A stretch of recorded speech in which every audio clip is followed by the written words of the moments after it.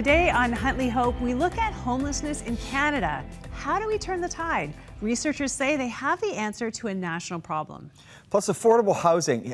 We speak to an organization doing its part to help families desperate for an affordable place to live.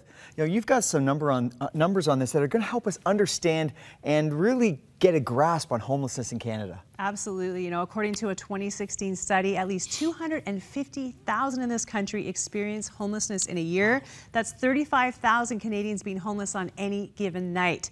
They say that families stay in shelters twice as long as individuals, and 34% of shelter populations are Indigenous peoples. I'm so shocked that I don't know those numbers. This is my country, and I don't even know that. Those are incredible, staggering statistics. We've got a lot coming your way, including an interview with President and CEO of Canadian Alliance to End Homelessness, Tim Richter. A deeper look at affordable housing in this country. And Cheryl, you're going to help us put a face to those, names that we don't know that are involved in homelessness. And we need to do that when we hear numbers. I spoke to Ian Bailey and Betty Ann Humphrey. They are two very courageous people who have experienced homelessness. They come on the show. They're going to talk about how a relationship with God was their guiding light.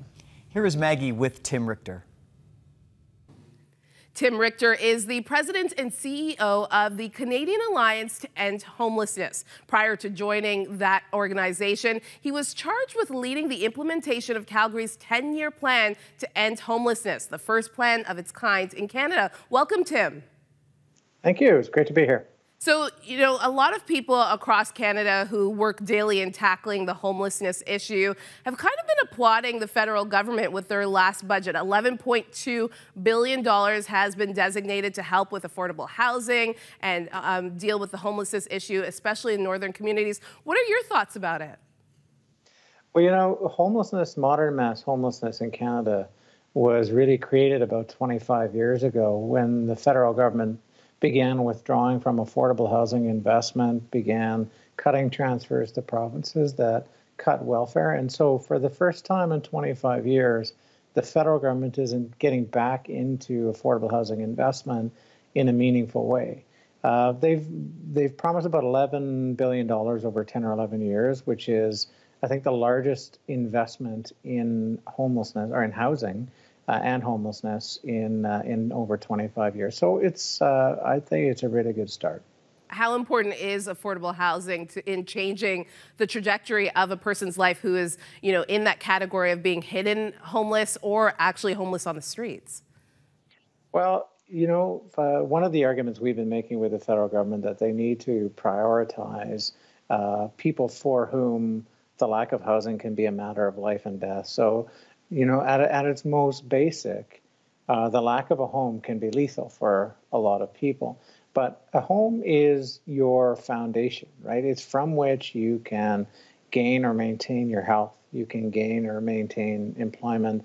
You can build those supportive relationships that you need to maintain your home. So it is like the cornerstone of of a successful life and kind of the critically important starting point. So we know housing stability, and we know from research, we know from experience that housing stability, a good home is key to health, key to economic well-being, and ultimately key to success in life.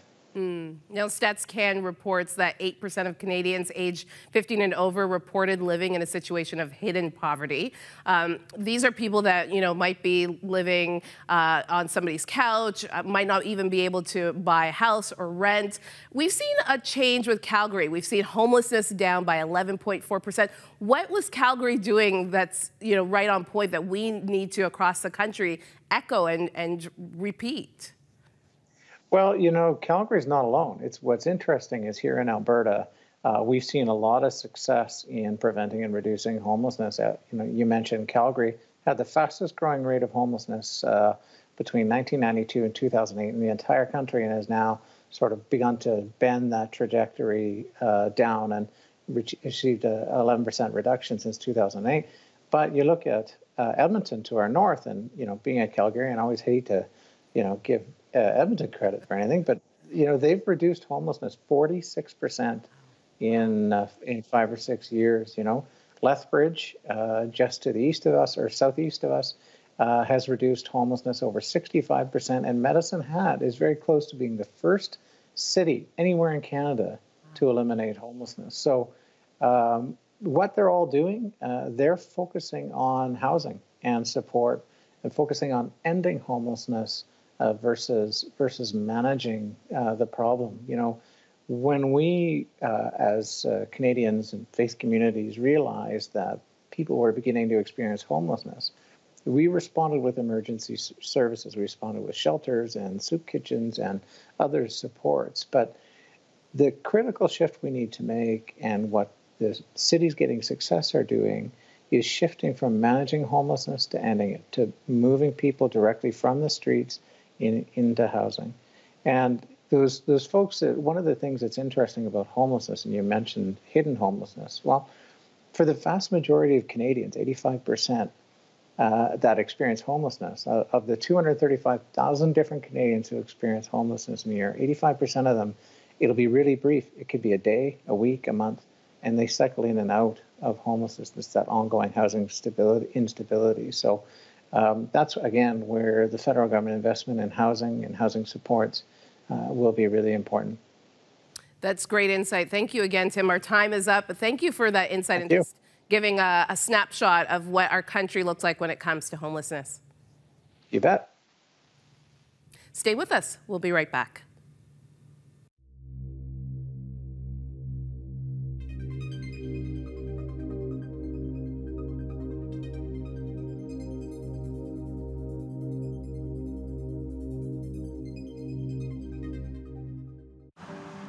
Affordable housing has become one of the biggest issues for communities across Canada. With housing prices skyrocketing, in some areas showing a staggering 27% increase, with rental units going up at almost 12%, it has left many people on the margins in dire need of safe and affordable places to live. The need is especially great in Hamilton, Ontario. Yeah, Hamilton's always been statistically one of Canada's poorest cities. And as we've lost many of our jobs, manufacturing that employed a lot of our city, numbers of people who aren't as educated found themselves having a hard time getting a job, which leads to difficulties finding housing and affordable housing. For those trying to survive on a disability check each month, the housing situation is even more bleak. The average cost to rent an apartment has gone up by about $100 a year over the last couple of years. So now what it means for folks who are on Ontario Disability Support Program, which most of our tenants are on, that's if you have a permanent disability, you get $479 a month for your housing and utility needs.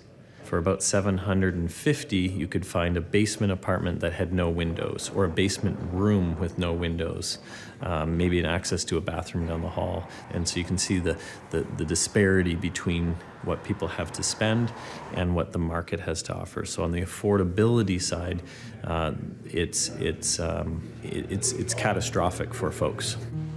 One organization that's trying to solve this disturbing trend is Indwell. Over the last few years, we as a society have finally come to realize that people don't get better if they don't have a permanent place to live, a permanent quality place to live. And you can imagine if you're sleeping under a bridge, how's your mental health going to be? If you're sleeping under a bridge, are you going to drink more or less? If you're sleeping under a bridge, what's the likelihood of you being employed? Intuitively, of course, no one gets better living under a bridge. Start with housing, and then we can start putting the pieces of life back together. Indwell is about hope and homes, and it really comes down to those two pieces. When people have a concrete place to live, when they have a quality, affordable place to live, then the aspects and different pieces of life can start coming together and rebuilding a life for many folks who've dealt with disabilities and addictions and homelessness and family challenges and such.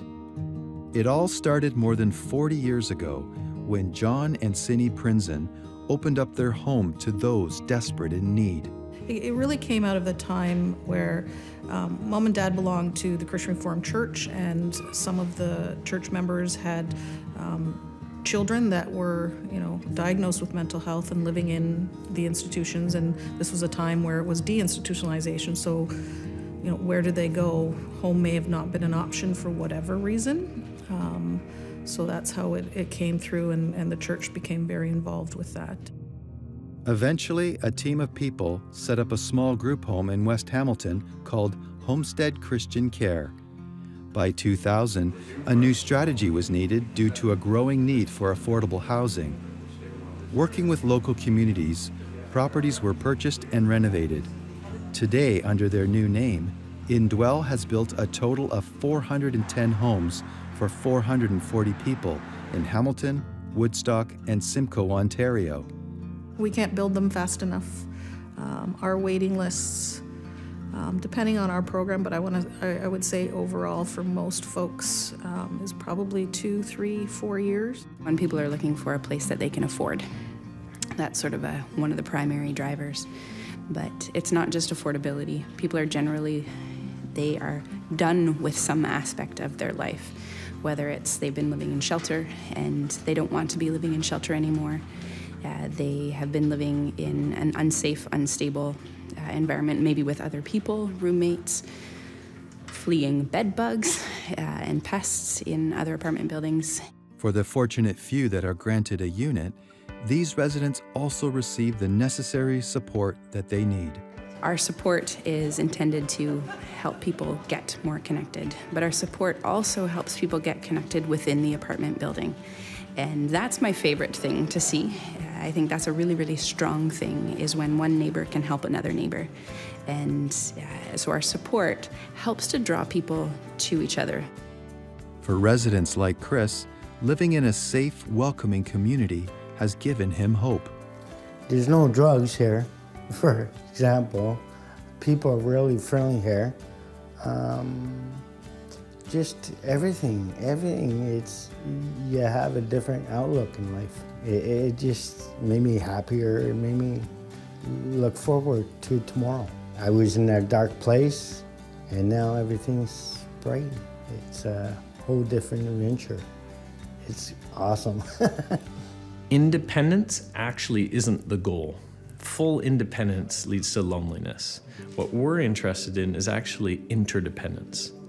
We're interested in people who are of higher socioeconomic status, integrating their lives with folks who are on the margins and living in poverty. And we're interested in the mutuality of that relationship. To have your neighbor go, hey, where were you? Haven't seen you for a few days. Some people have never had that they were missed or at least noticed they were gone at the very least. It's huge. It's huge for people. When you have something, when you feel like you own something, it's a pride thing. You have some place you can have people over. You have something to lose. So you don't want to lose it. So you work hard to keep it. Thank you. Thank you for this place. It's really helped me out. It took a while, but it really helped me. I'm happy. I'm content. This is my home. One of the things that I hear often is, this saved my life. And yeah, watching that,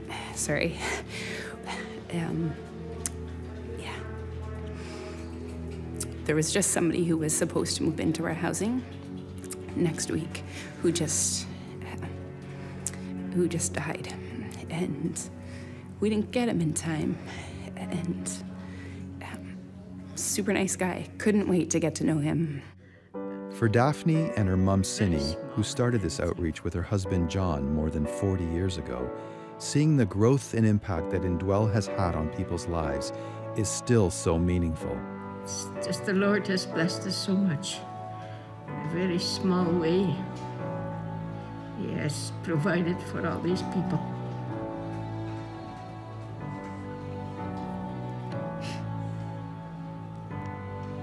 Dad would be proud. Yeah, he would be.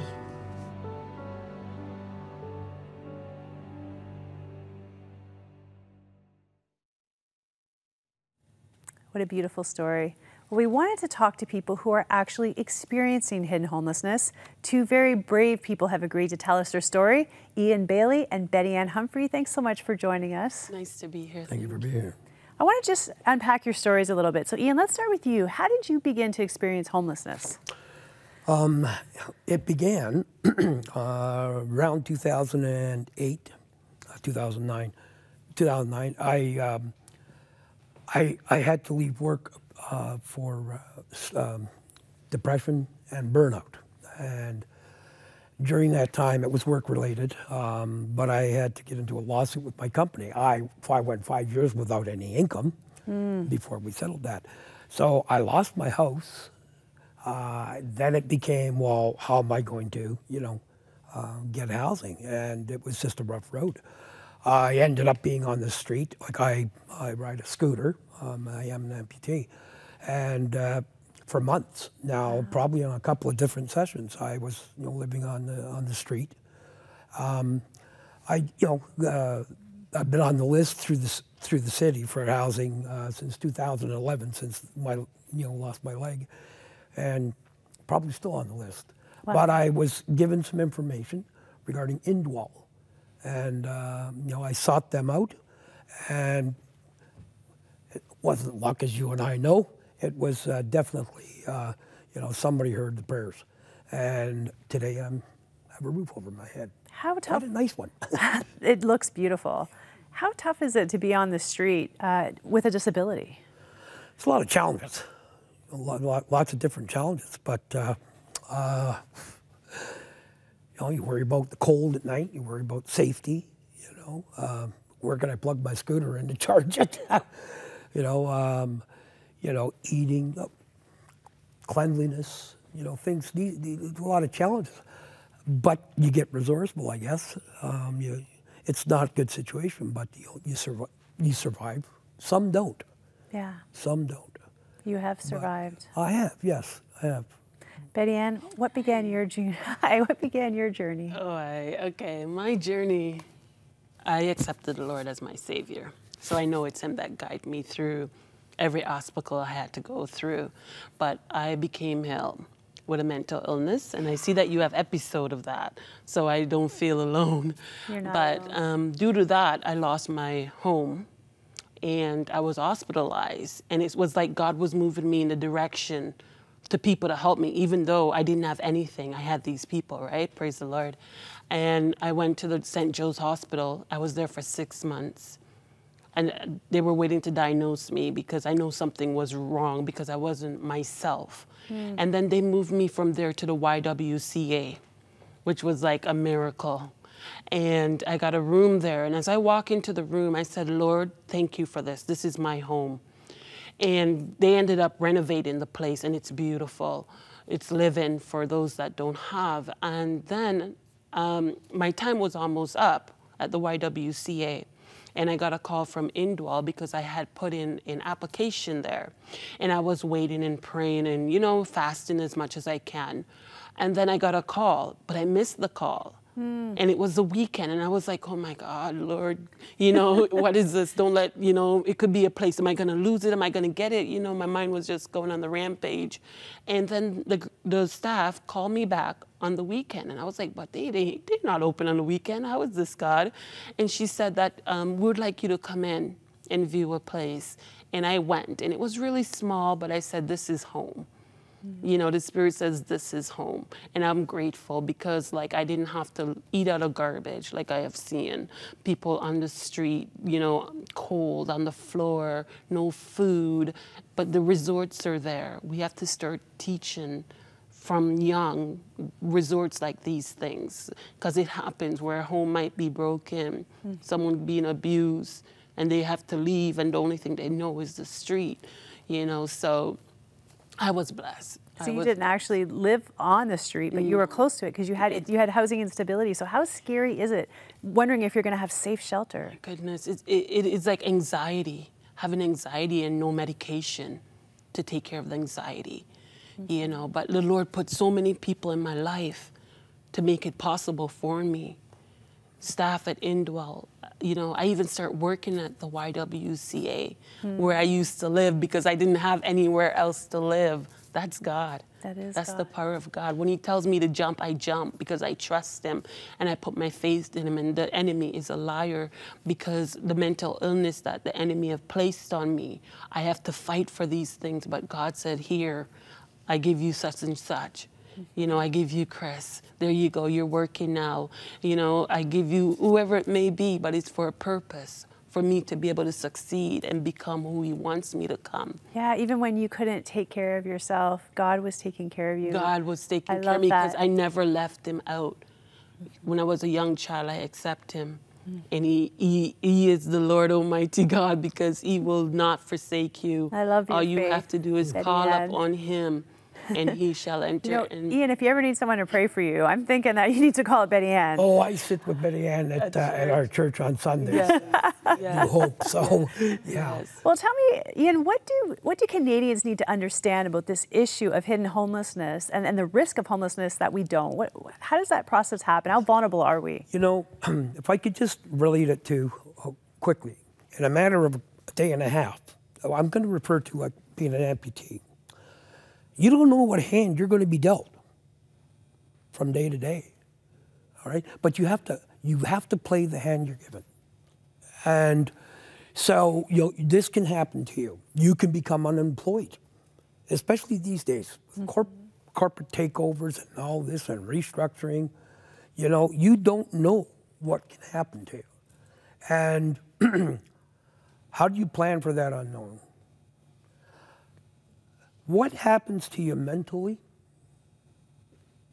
I mean, I've done a lot of praying, you know, a lot of soul searching. And I mean, I've been asked if I want my last rites. And I said, no, I want to see somebody now. But anyways, I have faith. I believe strongly. There may have been some challenges passed along me. I'm not sure what the reasons or the purpose is, even at this point in my life. But I do have the faith that I will be taken care of, you know. And maybe still there's some things obviously I need to learn, or you know. But I'm very good at asking questions when we have our prayer meetings, and, you know. And you know, I participate with a group, you know, in New Hope Church where they invite you to ask questions, because I have lots. But, you know, I find, you know, a lot of times I'm getting my answers. So much like, you know, but the challenge, again, you just don't know what's going to be laid on your doorstep tomorrow. Yeah, exactly. And I think that makes the work of faith groups like Indwell, who are caring for people and kind of providing that safety net for people, so important. You know, one thing I'll say about the two of you is you've both kept your faith in very difficult times. We can learn so much from you. So thank you for sharing your life story, and thank you for being an example. I know, I'm sure there was dark moments, and I'm sure you've struggled, but you're still holding on to it. So thank you for being that example. Very welcome. Thank you. You are welcome. Loved having you guys. Thank you. We'll be right back.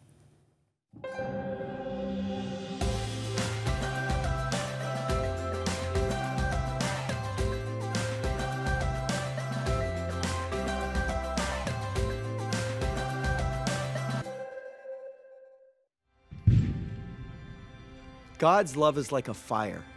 When it ignites and when it spreads, it can transform anyone.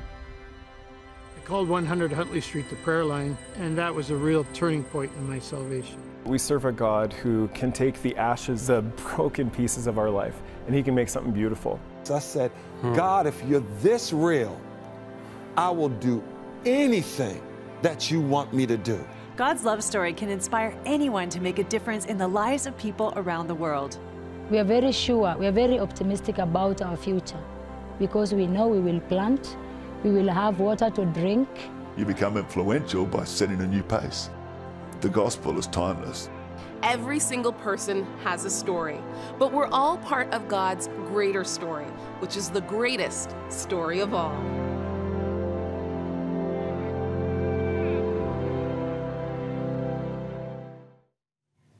There really is a noticeably growing spiritual hunger among people these days. Research proves it. The volume of calls into our prayer center show it. The 750,000 views every month of our programs on the internet say it. People are worried, they're afraid, unsure of the future, they're hurting, lonely, and they're seeking. But God's love is like a fire. It ignites, it spreads, and it transforms. His love makes all the difference. And of course, there's no greater event than Jesus' death and resurrection on the cross that speaks of His love. Never in the 40 years of 100 Huntley Street's wonderful history has broadcasting faith-based media been so critical to telling Canadians about Jesus, about how He is the world's only hope. All of us at Crossroads wish for you and your family a time of quiet reflection, reconnection, or even perhaps a first-time discovery of Jesus. And if you'd like to partner with us, if you would like to help us give us a hand to the megaphone of the gospel that we are, then why don't you become a monthly faith partner right now? Our monthly partners, you're the backbone of this ministry. Whether it's $10, $25, $50, or maybe even $100 a month, your regular gift will be that spark that starts a transformation in the life of someone who desperately needs God's love. Call 1-800-265-3100 right now, or sign up online at crossroads.ca/donate. Please stay with us.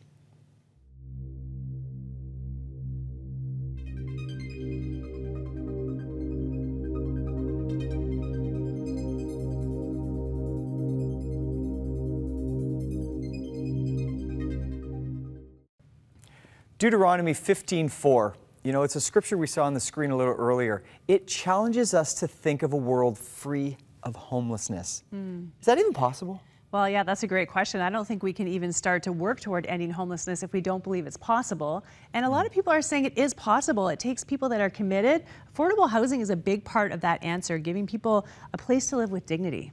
Do you think we really understand the numbers? I think, for instance, for myself, until I started even talking about this and seeing faces and having conversations with people that are dealing with hidden homelessness, I didn't really understand that it existed. Yeah. And do we really know the true numbers so that we can actually plan ahead to make this world not deal with this? Well, I know a lot of people watching are like, yes, this is real, because a lot of people are dealing with things more like housing instability. So they may never have been on the street, but if it weren't for the goodwill of their friends or their family or couch surfing or even their car, I've met people who are living in their car, and many of those people are employed. So it's kind of crazy what's happening in our country right now, but I do think if we're committed to solve it and if we work together and we believe we can, it starts by talking about it, which is, I'm so glad we spent this half an hour talking about it. When we have the resources here, right?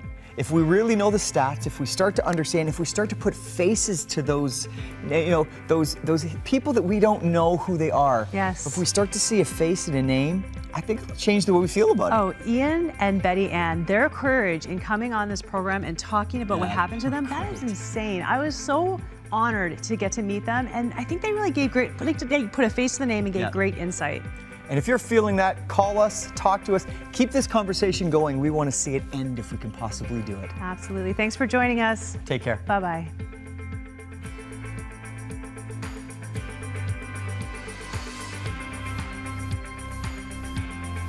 Thank you for your ongoing support of Crossroads, a member of the Canadian Council of Christian Charities.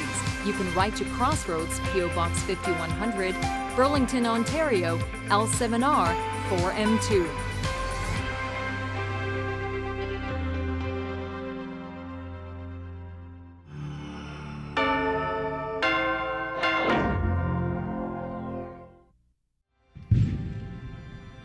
God's love is like a fire. When it ignites and when it spreads, it can transform anyone. I called 100 Huntley Street the prayer line, and that was a real turning point in my salvation. We serve a God who can take the ashes, the broken pieces of our life, and He can make something beautiful. I said, God, if you're this real, I will do anything that you want me to do. God's love story can inspire anyone to make a difference in the lives of people around the world. We are very sure, we are very optimistic about our future because we know we will plant, we will have water to drink. You become influential by setting a new pace. The gospel is timeless. Every single person has a story, but we're all part of God's greater story, which is the greatest story of all.